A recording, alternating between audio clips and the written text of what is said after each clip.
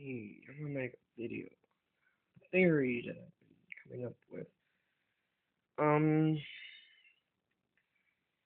I first got the ideas from it years ago when I was reading um some some a book written by somebody who attended Columbia University in like 1980s or something.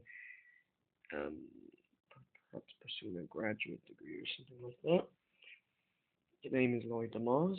Um, he had he's died in 2020. However, I never quite picked up the ideas of it really until like a few years ago, before I really didn't understand what I was talking about.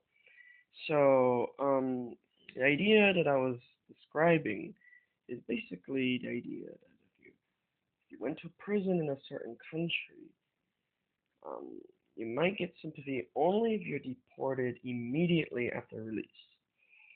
Now, that doesn't make any sense.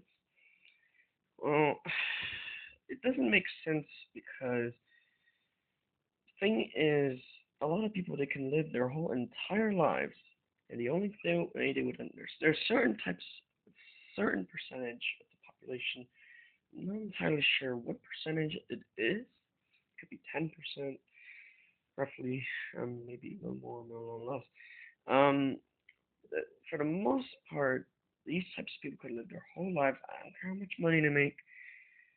They could even be millionaires. But, of course, according to statistics, only a small percentage of them end up being millionaires. So, that's the bell curve.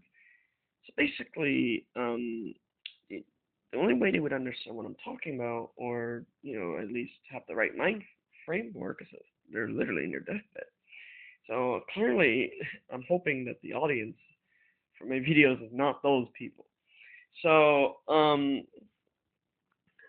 however, sometimes you don't know what will end up being viral. So sometimes the videos that you make the mistakes, not, that you did not rehearse properly, or actually I don't rehearse any of my videos.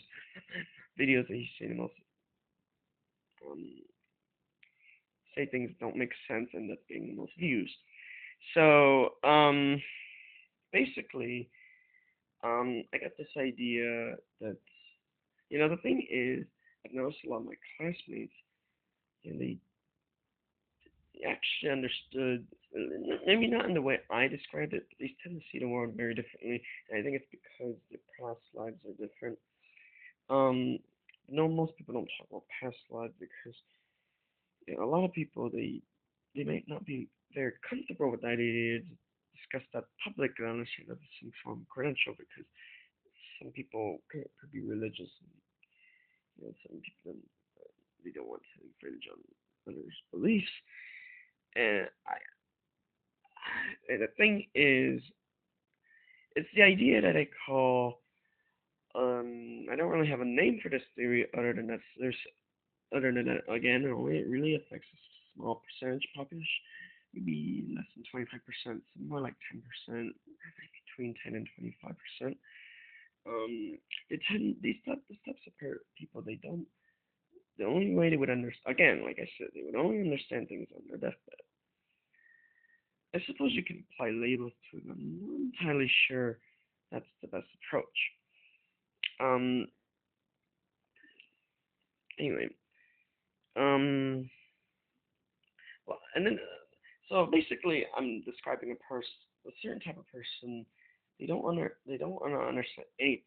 But apparently, um, you know, they will understand. They will try to learn, um, emotions. Now, what does that mean? When would they learn emotions? I don't have to define it because a lot of people don't understand. Um, um, so I'm gonna define this word emotion. It's basically, I'll quote the Logic Junkie or David Jack in this point. When a person basically gets into an episode, which is not exactly what the definition of emotion is. It's completely different. It's basically, most people can remember every time they're emotional at some point. This only encounters 5% of those moments, not less than 5%. And what does and I'm like, that's that's absurd. That's like less than 5%.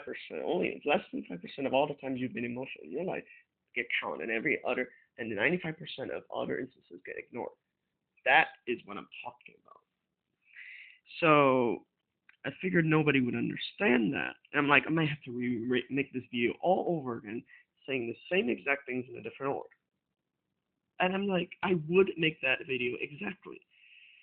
The problem is, um, there's a certain type of person. I'm just like, it just, I'm not sure because the problem is I can't understand, you know, like, this is what I don't understand. I don't understand that there's a thing I learned. It's called a cue and a behavior. So if they get a certain cue, then they have this behavior, right? And yet they only pay attention to the cue. And if the cue is not present, regardless of any other thing else, they will not. You know what I mean? Like it's it's just like these people, their whole entire lives, they're practically spoiled. You just never learn how to. You know, it's just like I don't understand how anyone could have that upbringing. It doesn't. I've never. I'm like, I mean, there's a lot of books out there. I'll never find a book that will explain it, right? I'll never have time to find a book because there's so many books that have been published. This is a big problem. You know, nobody has the time to read all those books, right? It's just like, what book would I have to find to get to, to explain to me how these people could arrive at that thinking? You can't, because I would have to know their past lives, and I would have to know that maybe in a past life they were, imprisoned by like a Native American tribe, or like some tribe in Africa, or some tribe in like, in a hot climate zone or something like that, right?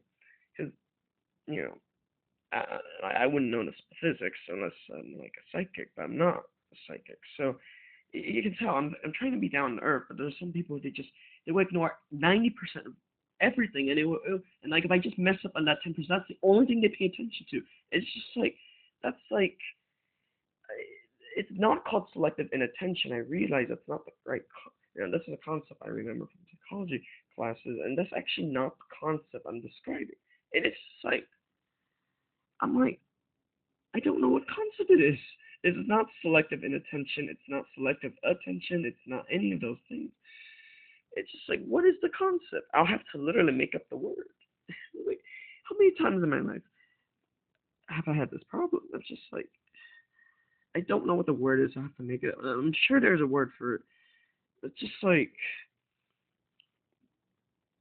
it might even be in a different language. It's frustrating. It's like, anyway, now the best remedy is try to figure. Purchasing a book, you always have to have a book that's written by a person of a certain personality type. You always have to have at least one book written by somebody in the beta quadrant. But basically, there are four personality types in this quadrant. It's ESTP, ISTP, ENFJ, and INFJ. It's recommended that you have at least one book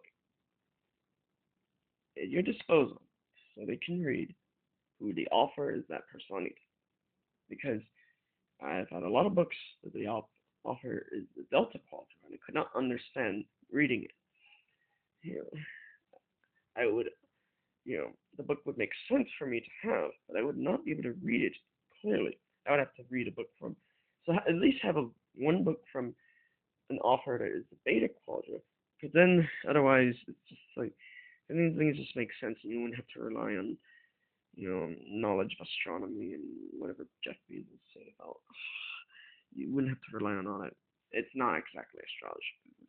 So it's not astrology because it's basically a certain type. I don't know why it's not taught in school anyway, but it should. I'm not even sure what the name of the subject is. So basically, at least have a book written by a beta quant alpha. Because otherwise, it's just like because those authors who at least explain it, I mean, of course, I'm not saying only have books written by those authors, but like it's really done me a service to have at least one book written by somebody of that type because, I mean, it's like just I can't read books written by folks in the Delta Quadrant. It's just they tend to have a lot more advice, and much of the advice is not very practical.